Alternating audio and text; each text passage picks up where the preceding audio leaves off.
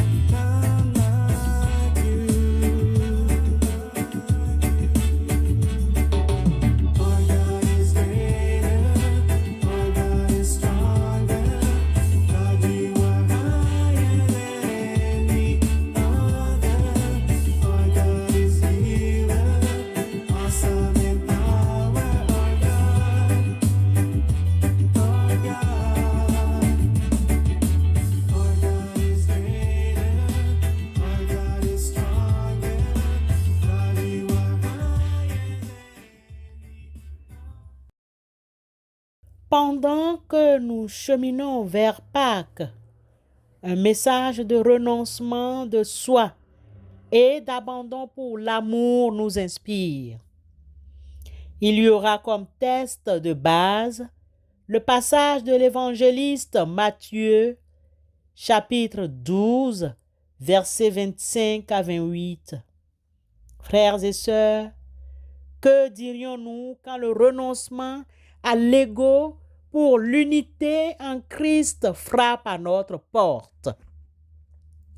Jésus, connaissant nos pensées, nous dit ce matin: tout royaume déchiré par la guerre civile est dévasté. Aucune ville, aucune famille divisée ne peut subsister. Si donc Satan se met à chasser Satan, il est en conflit avec lui-même. Comment alors son royaume subsistera-t-il? D'ailleurs, si moi je chasse les démons par Belzéboul, qui donc donne à vos disciples le pouvoir de les chasser? C'est pourquoi ils seront eux-mêmes vos juges. Mais si c'est par l'Esprit de Dieu que je chasse les démons, alors, de toute évidence, le royaume de Dieu est venu jusqu'à vous. Matthieu 12, 25 à 28. Pendant notre cheminement vers Pâques, ces paroles de Jésus nous rappellent que la division, qu'elle soit dans un royaume, une maison, une famille ou un cœur, mène à la destruction. Pour suivre le Christ et manifester l'amour véritable, nous devons renoncer à notre ego et à nos divisions intérieures. Il nous faut l'abandon à l'amour divin. Si Satan chasse Satan, il est divisé contre lui-même. Comment donc un royaume subsistera-t-il? Matthieu 12, 26. Si nous laissons nos passions, nos rancœurs et nos désirs égoïstes nous dominer, nous sommes divisés contre nous-mêmes.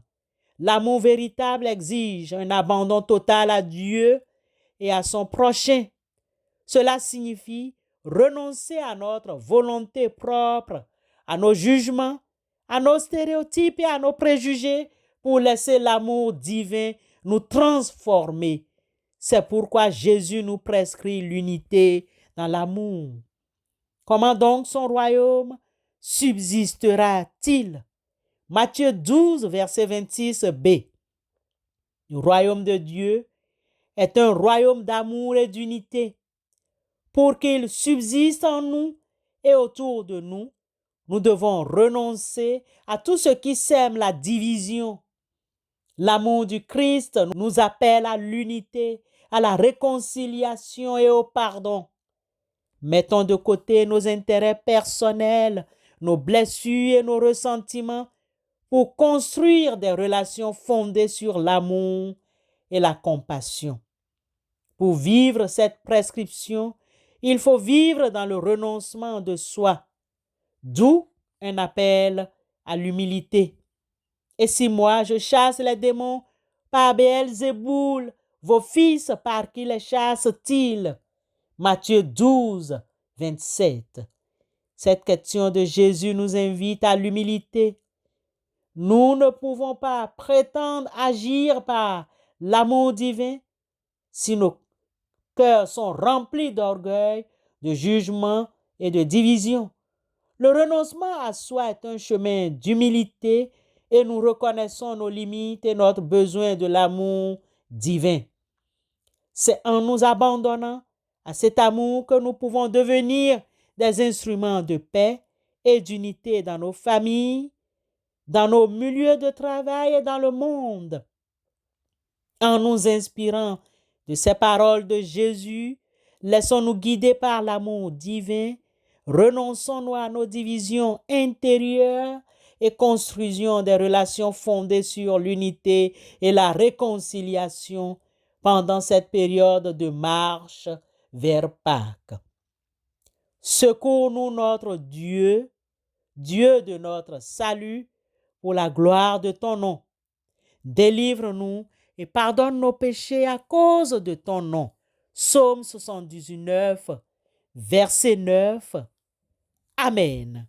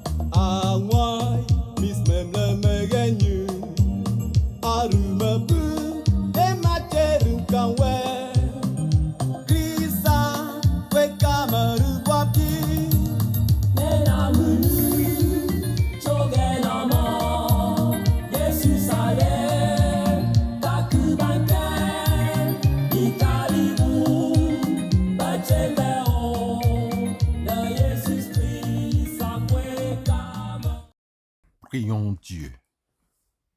Seigneur Jésus, en ce temps de notre marche vers Pâques, nous nous préparons à célébrer ta passion et ta résurrection.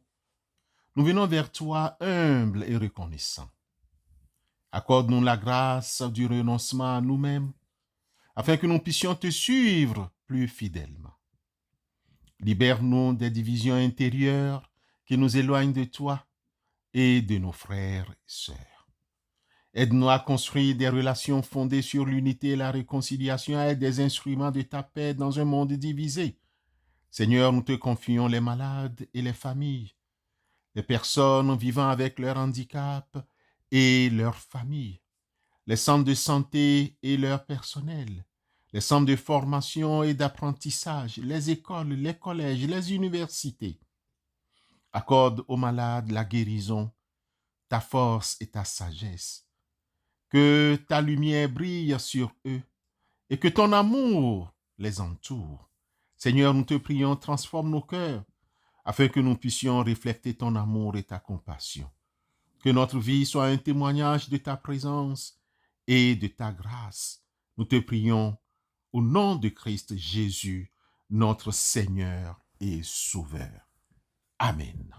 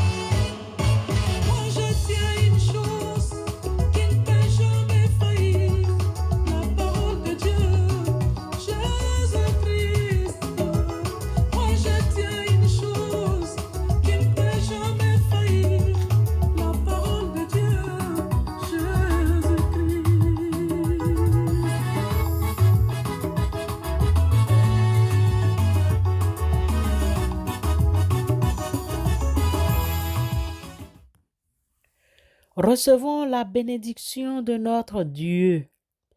Que le Seigneur nous bénisse, qu'il nous donne la grâce de persévérer dans notre cheminement spirituel et de nous rapprocher de lui.